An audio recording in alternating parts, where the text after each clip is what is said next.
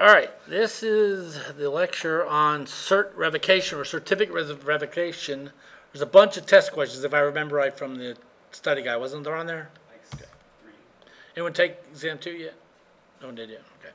All right, canceling a certificate. First of all, you know what a certificate is, I hope, at this point. Hopefully some of you are working on your project. That would be a good thing. All right, so it's canceling before the end of its original validity period. In other words, we issue a certificate that's good for 2 years. Like when I used to issue certificates, I got a free one from my certificate authority. Mine was good for 10 years. What's the odds that I would use the same certificate for 10 years? Because anytime, if you have a server crash, a software crash, anything, you have to get a new one. So it's kind of like having a 10-year validity period is long, okay? But what happens when a certificate does get compromised or forgotten?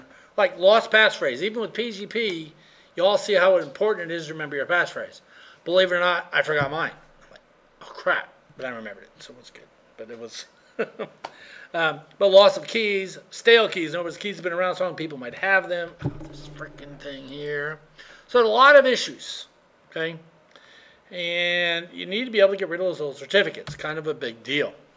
Okay, the subject. These are who can revoke. The subject is actually the person who got it. It's not like the subject of the email. It's like if a certificate was issued to Rose State would be the subject, okay?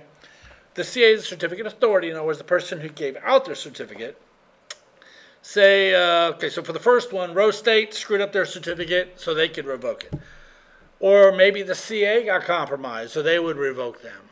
Or some authorized party. A lot of times people work through people. Okay, I issued a bunch of certificates for a bunch of different companies. I was one of their authorized parties, so I could do it on their behalf. So, you know, anyone along that line could do it. Or like there, how about an organization with an employee quitting? Okay, I took care of a company called Dixie Air Title Service. Everything, 100% was in the owner's name. It was a guy and a woman. He up and died. No notification. Imagine that. He didn't schedule it, he just died. So what sucked was all their domain names and everything. The wife had no idea what the password is. And that's kind of the same way. All their domains were expiring, and they actually registered them out of Melbourne IT in Australia, and everything had to be done through email. No exceptions, no phone calls, no nothing. And what sucked was the time zone, so I could email them. I wouldn't get a response until the next day because they're so far ahead. So it kind of sucked. But I had to send them, you know, the whatever, what do you call it when someone died? Death certificate and all kinds of other stuff. So, yeah, it's tough. So, big deal. Okay, so authentication of the source is also very important. That's why I had to send their death certificate and stuff like that. But, you know, pretty important stuff. Okay, a CRL is a time-stamped list of revoked certificates. In other words, every certificate, we're going to see an example here in a minute, every certificate that's been revoked is on this list. How long do you think it's going to stay on the list? Forever. Not necessarily forever, but until the certificate expires. So if I had a 10-year certificate, it's going to stay on the list for 10 years. You have to stay until that certificate expires, okay? It says each is identified by its serial number. The certificates do all have serial numbers, and if you were a mobile device, was that the one we had to do the certificate serial number? One class we just did it. I don't remember. They kind of get mixed up. Okay. What's in there? We have the issuer's name, in other words, who issued it, the CRL, when the CRL has been updated. Normally they're done daily. Okay. Then one per certificate, and then it has to be signed, so we know the CRL is real. Okay. All right. So the CRL says the user of the public key says must check it every time. So whenever I'm going to go to my bank, obviously my bank has a certificate. So what I want to do is check the CRL to see if my bank certificate is still valid. And actually, I brought up a certificate this morning. Let me bring it up again right now. You tell me what do you think here. This is the lab upstairs. Okay. There's something wrong with our certificate upstairs. We know that. We don't care. We're not going to fix it. But we can actually click up here on this link and do right here. We want to certificate information. Okay. It was issued to the VMware default certificate. Doesn't sound like a real good name. issued by ourselves. Okay? So pretty much we issued it ourselves. So it's not linked back to a certificate authority. So we really can't verify the certificate at all. But if we actually look at the details of it, there's our version, V3. There's our serial number for it. Okay, there's the algorithm. You can see everything about it. So is it actually a good certificate? It is good. We just can't verify it. Okay? If you look back here, you see the date. It's good till 2023. So what does this mean? It means our data is encrypted, but it's not linked to anybody. It's not linked from Rose State to GeoTrust or Komodo or VeriSign or whoever, GoDaddy. In other words, there's no one that said, hey, we know these people. So, should you trust it? If this was my bank, hell no. Because anybody could have made it. But since we really don't put any personal information on there, you know, it's a good certificate. So, all right, so with public keys, we must check them. It says not enough to check the certificate when it's originally accepted. And the CAs must accept and reject requests. In other words, if I went in there and said, from my email address, emailed the CA and said, hey, Rose State certificate's been compromised, here's a new one. Should they just accept my email? No, they shouldn't, because I could be a bad guy doing the same thing. Okay? It says must be kept in the list until it expires. In other words, it could get very long. Feel that term is very relative, bad guy. Yeah, well, that's true. Good guys are bad guys. Good point. All right. When I actually took this class at University of Tulsa, I had to know all this information. You guys, not so much. Okay? Just know what a CRL is. You do not need to know the different components of it, because that's a little intense. Okay? All right, the CRL format, again, here's all the different information pieces on it. Again, you don't need to know this, but when it's updated, the next update, the certificate number, when it was revoked, and so on and so forth. So a lot of information is stored in this thing. Here's an example of one. Okay? So this certificate was revoked 2003, I guess, one of them. So, okay? And you don't need to know the gory details, just know what a CRL is. Okay? All right, we have extensions, we have numbers, we have a distribution point. They should normally come from your CAs. In the Delta CRL, those are the changes. Because maybe we have a CRL dated today, the 27th of April. Then what if this afternoon they generate another one? It'll be called the Delta CRL. It will be the changes since today. It's kind of like you ever do a backup? Hopefully you guys know what a backup is of your data. You could do a full backup, which is everything, or an incremental, which is everything since the last backup. That's kind of like the Delta. The Delta is stuff that's changed since the last CRL. Okay? It says a digitally signed list of changes that occurred since the issuance of the prior CRL. Okay? It's raining out there. I can hear it. Okay. All right. Indirect, it says allow a CRL to be issued by a different authority than the one who's issued the certificate.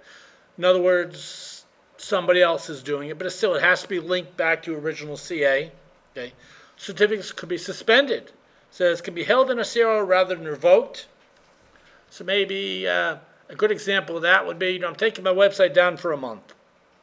So I want to suspend my certificate. I don't want to go get a brand new one, but I want to put it on hold for a month. So that's what you could do. Okay? So status referrals, if it's signed and timestamps, basically, says who can use it. Okay? It's nothing overly critical. Okay? Distributing them, they mainly come from the CAs. Like I said, the decision of the CA. They're done automatically through our browsers. When I go to my bank, I don't have to bring up another web page and check it, so it's done automatically. They have push versus pull, just like with our email. We all should know what that is now. They could push changes or we could pull updates. Okay? Push means anytime they make a change, they push it out to us. Pull means I might check it every time I load my machine. Whatever, whichever way you go with that. Okay? Here it says time granularity or of revocation is limited to the CRL issue bearer. In other words, so if I just put a CRL out at 12:47 today and I revoke another certificate, there's going to be a time period before that's out there, before it's actually on the next CRL. So there is an issue there. Okay? The online status checking is an actual protocol built into our browsers that do all the checking for us, which is kind of nice. Okay? All right. It says certificates are valid for 1 day at a time. There's short-lived ones are. Can you think of what a short-lived certificate might be? I don't know. I wouldn't say bank. I would say mobile stuff. Maybe like you're connecting to some, like maybe a Coke machine. I don't know. I was trying to think of what a good, but they do have some that are only valid for 1 day. I just can't think of a great. Type thing? What now? Maybe like something like for cruise ships where they need like. It could be something that changes a lot, where there's a lot of turnover in it. So that, yeah, something like that, where it's kind of like even with our phones, we connect to the wireless. The odds are, as students, you guys could be here an hour or two, maybe 3 hours. So why give you something that lives longer than that? So that would kind of be an answer. Revocation's not required. They go away at the end of the day anyway. Easy enough there. Okay. Speaking of cruise ships, it was kind of funny because I was actually on a cruise ship once, and they block all ports pretty much, unless you pay the fee. But the funny thing is they don't block DNS. Well, at the time when I was checking, they didn't block DNS. So you could still query DNS. So I was thinking, man, if I had gone home to my home machine, I could have basically put a port translation and been using DNS to surf the web. But I never did it. Darn it, I should have. But it would have been an easy way to get free internet on the cruise ship. Airports do the same thing, by the way. They probably changed it now, but for a while they would still allow certain ports, just not everything. But You're allowed now, airport security thing, you're allowed an hour for free before they block your MAC address. But like, you can just change your MAC address. is that on all airports now? Most of them. Huh. I know, I didn't would know just that. sit there with the Linux machine, bring down my network card, Yeah. change the MAC address, bring it back up. You can actually do it with Windows as well. It's just not quite as easy. A friend of mine said he had a GUI for Windows, like you would just put in a new MAC address and hit Yeah, you can actually go in, if you go into your adapter, advanced settings, you can actually change your MAC address at that point. Yeah, so I've never tried changing it on my phone, but I did not know they gave it. When your phone, you'd also have to change it would be your MAC address and your I was thinking IMEI. I don't think you can change the IMEI though. Isn't that something that's hard coded from the provider? Maybe, I don't know. But I feel anything on something that's encoded can be decoded. It could be, possibly. Okay, so short-lived certificates, revocation's not required. Good for wireless. Again, I just don't know a really good example to tell you of here's when they're used. Okay, it says assumes efficient certificate generation. Way back when I used to issue certificates, it was a big process. I had to go to a website, put in all this information. Then I had to generate the certificate request, apply it to them. Then they would give me basically the answer to it, kind of like the answer to the public key. Then I would have to, install that. This assumes we could do it quicker. All right, this is probably one of the most important slides of the entire test. Okay, why is my phone going off? Okay. So who bears the risk of the key compromise depends on the time. So let's talk about this for a second. Looking at the bottom of the picture, A is when we issued the CRL. B, got a key compromise. So it was compromised after the CRL was issued. C is when we put in the revocation request to revoke our certificate. D is when it's actually revoked. And then E is the new CRL. Okay. So if it's between B and C, so between when it was compromised and when we request the revocation is us. Before I realized it was happening until I asked for the new one is my fault. Okay. From C to D. Now once I submit the request and the request is accepted until it's actually revoked is probably the CA. But I would really check that certificate of authority. I would really check the wording on that because they might say, even though we've accepted it, until we've actually processed it, it's not really. You ever do those things like you email Amazon, like we have received your email. So they've received it, but they haven't acted upon it yet. So I'm willing to bet a lot of CAs now, they're saying until they actually process the request, they're not responsible. So D to E says depends on either the CA or the certificate user. So I've asked for a new certificate. I told my CA they've already put in the revocation request, but the new CRL has not been released yet. So what do you do in the meantime? Kind of stuck. Hopefully it's a short period of time, but But it really depends. It could be the CA, it could be the certificate user, because obviously the certificate's no longer valid.